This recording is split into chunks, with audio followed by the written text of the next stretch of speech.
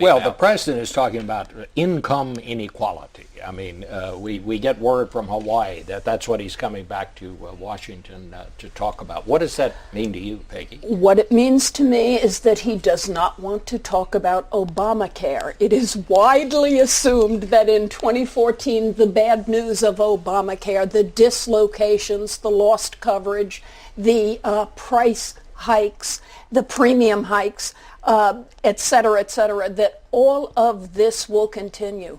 It's not the website. The website's the old story. It is the program. It will unveil over the next 2 years, and it's going to be problematic. The president does not want to talk about it.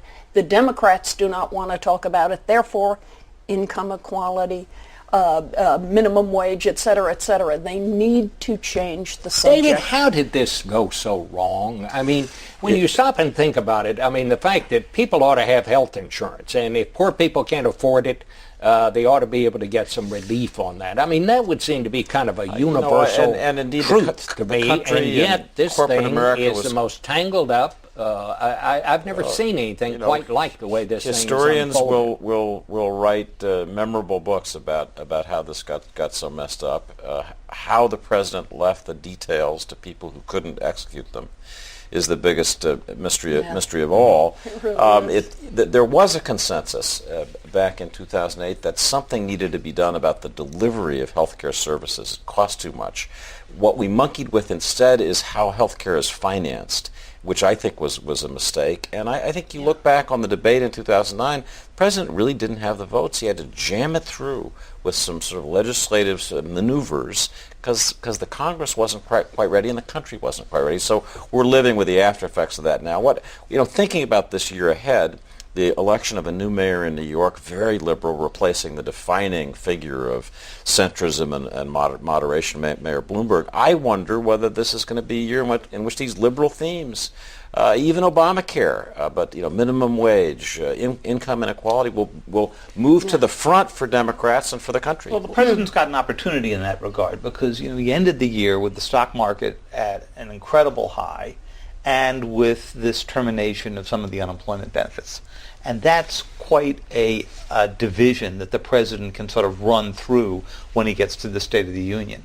Now, whether or not he manages to do that without further polarizing an already polarized system, that's the hard question. That's right, because income inequality is a real big issue. It's not like he's off finding some phony little side issue. What will be interesting, though, is what the solution is. If Republicans and Democrats can roughly agree that inequality is a problem, the question is, how do you fix it?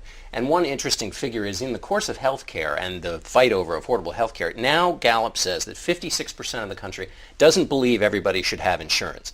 That used to be a majority opinion.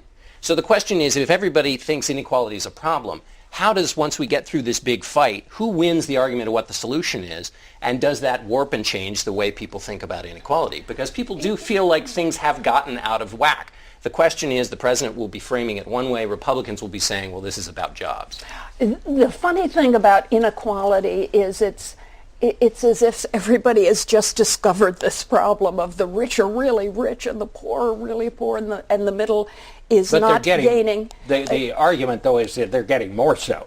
The rich are getting a lot richer. And normally this administration used to brag about how well the stock market was going, and in a way it's almost the negative side of one argument. But the answer so far to inequality is being presented now, even in New York, brand new mayor, progressive, lefty, former Sandinista. What he's saying essentially is the old answer. Former Sandinista? No, I didn't know that. Sorry, I beg your pardon, that is not true. Former enthusiast for Sandinista-like political movement in Nicaragua.